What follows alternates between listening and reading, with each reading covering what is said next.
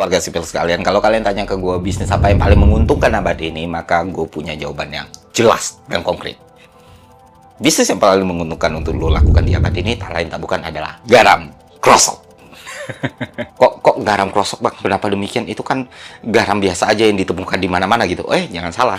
Memang kalau ini garam krosok biasa, lu cuma bisa jual di harga 3.000 sampai 6.000 per 500 gramnya. Murah lah, ya kan? Tapi ketika kata krosoknya lu hapus dan lu ganti sama rukiah, lu bisa jual di harga sampai 150.000 rupiah. Artinya ada kenaikan 23,81 kali lipat. Yang mana kalau kita persentasekan itu lebih dari 2000%. Bisnis apa yang lebih menguntungkan dari ini coba? Gila nggak lo? Assalamualaikum warahmatullahi wabarakatuh. Apa kabar Confident semuanya? Semoga kita selalu dalam lindungan Allah Subhanahu wa taala. Sebetulnya dari kemarin pengen saya bahas tentang garam rukiah yang lagi diramaikan sama si Ferry Irwandi. Katanya bahwa garam rukiah itu ya akal-akalan orang-orang bawa nama rukiah, bawa nama agama, garam yang aslinya cuman harga 2.500 atau mungkin paling mahal 4.000 lah itu satu plastik itu garam lembut itu. Kemudian dibacain doa, katanya sudah dibekali dengan jambi-jambi pakai doa rukiah itulah. Nah itu kemudian dari harga 2.500 3.000 dijual sampai ratusan ribu. Ini penipuan yang berkedok agama. Saya setuju, betul-betul setuju. Kenapa saya setuju? Karena kita pakai dalil. Ya, jadi begini.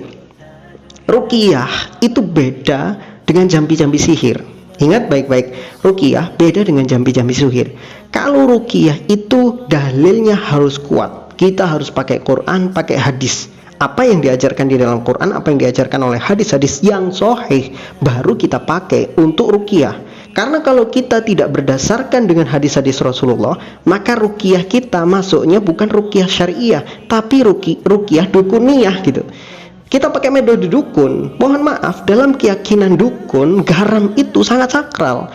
Bisa mengusir katanya binatang-binatang kayak kelabang, kayak ular, kalajengking, katanya bisa mengusir itu. Kalau ditaburin di samping rumah, jin nggak mau masuk. Itu keyakinan dukun yang ada di Indonesia. Tidak ada satupun syariat Islam yang menyatakan hal seperti itu. Dan Islam tidak pernah mengajarkan bahwa garam bisa mengusir setan. Itu nggak ada, dalilnya satupun nggak ada. Silakan coba simak penjelasan dari seorang syekh ketika dia ditanya tentang garam ruqyah. Ya, tentang garam dipakai untuk ruqyah, ada nggak dalilnya? Ini saya sedikit kutip ya, supaya menguatkan saja. Terserah antum mau setuju sama syekh ini atau enggak, tapi saya pakai karena yang diomongkan betul gitu. Emang nggak ada dalilnya itu. هل ثبت شرعا أن استخدام الملح يفك السحر أو يطرد العين مجرد استخدامه؟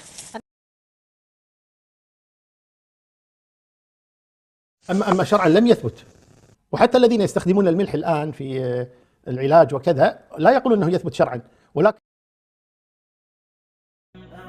Jadi kembali lagi bahwa dalil beruqyah menggunakan garam itu hampir nggak ada. Memang ada satu riwayat mengatakan garam itu bisa digunakan untuk mengobati, ingat bukan meruqyah, mengobati orang yang terkena racun. Misalkan dia disengat ular, disengat binatang berbisa, dia dicuci yang disengat binatang berbisa tadi itu direndam dengan air garam, air hangat, air panas yang dikasih garam, kemudian itu lukanya tadi direndam di situ supaya racunnya keluar. Memang ada metode itu, di Tibun Nabawi juga ada. Tetapi bukan berarti kemudian garam itu digunakan untuk jampi-jampi ngusir jin. Garamnya tadi yang sudah didoakan tadi, kemudian kita ambil, doanya pasti sakti, garamnya pasti sakti bisa mengusir jin. Itu nggak ada sama sekali. Garam, air itu nggak bisa dijual belikan dengan atas nama ini adalah air ruqyah, ini adalah garam ruqyah, nggak ada. Orang meruqyah ya garamnya, kalau pakai garam misalkan kita mau pakai untuk mengobati racun tadi itu, kena gigitan ular atau gigitan binatang berbisa, ya kita doakan pada saat itu, campurkan air baru kita pakai. Bukan garam paketan, bukan, tapi garam yang ada, garam biasa itu kita doakan. Sama dengan air yang biasa kita pakai untuk minum setiap hari itu kita doakan. Bukan kita beli air ruqyah yang sudah jadi. Nggak ada ceritanya begitu. Nah, jadi mohon maaf begini, kita perlu sampaikan, sekarang itu banyak sekali orang-orang bawa nama ruqyah. Ada garam ruqyah, ada air mineral diwadahin botol, katanya itu air ruqyah. Kalau dipakai bisa mengusir jin, bisa mengusir ini, bisa mengusir itu, bisa menangkal jin, menangkal setan, bisa mengusir makhluk halus. Itu sebetulnya adalah jual beli bisnis pada saat ini. Nggak ada ceritanya hadis-hadis Nabi ataupun dalil-dalil syar'i yang mengatakan seperti itu. Kalau mau meruqyah, air yang digunakan untuk meruqyah ya dibaca pada saat itu, digunakan pada saat itu. Nggak bisa kemudian air ini dibacakan doa kemudian kita jual, ya kita jual dengan atas nama itu air ruqyah. Itu udah nggak manjur, nggak bisa begitu. Air itu ya sekali pakai, sekali doa pada saat itu langsung dipakai. Doanya manjur ya pada saat itu, bukan kemudian doa itu dibacakan kepada air, misalkan airnya 1 drum, kemudian kita rukiain air itu, terus airnya kita masukin botol-botol, kemudian kita jual. Nggak begitu. Dalam syariat manapun, dalam dalil-dalil manapun tidak akan pernah dibenarkan hal-hal seperti itu. Itu murni bisnis asli. Bahkan mohon maaf, kalau kita berbicara lagi, contoh kayak Imam Ahmad bin Hanbal. Ini saya sedikit spill sebuah perbuatan Imam Ahmad bin Hanbal. Ketika ada seorang yang sudah kesurupan, wanita kesurupan, kemudian diruqyah menggunakan metode apapun, setannya nggak mau keluar. Akhirnya dipanggilkanlah Imam Ahmad bin Hanbal. Tapi karena pada saat itu Imam Ahmad bin Hanbal sedang ngajar, beliau nggak bisa datang meruqyah. Beliau nyuruh orang yang datang itu, udah kamu bawa saja sendal saya, ngomong sama jin itu, ngomong sama setan itu, kalau dia nggak mau keluar dipukul sama sendalnya Imam Ahmad.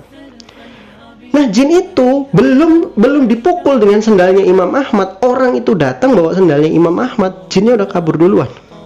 Ya jinnya udah kabur duluan. Kenapa begitu? Karena dia takut dengan Imam Ahmad. Nah setelah Imam Ahmad wafat, orang perempuan tadi kesurupan lagi dengan jin yang sama. Nah orang yang sebelumnya itu dapat sendalnya Imam Ahmad, dia datang ke rumahnya Imam Ahmad, pinjamlah sendalnya Imam Ahmad, tapi Imam Ahmad sudah meninggal. Dibawalah sendalnya Imam Ahmad, ditakut-takutin ke setannya. Hei setan, ini sendalnya Imam Ahmad, kalau kamu nggak keluar, kamu saya pukul dengan sendalnya Imam Ahmad. Apa kata setannya? Nggak takut, Imam Ahmad sudah meninggal, ngapain saya takut sama sendal? Emangnya sendal punya kesaktian apa? Itu jadi seseorang, ingat baik-baik, seseorang meruqyah ketika jinnya keluar, yang ditakuti itu bukan garamnya, bukan airnya, yang ditakuti adalah orangnya, doanya, iman orang itu, gitu loh.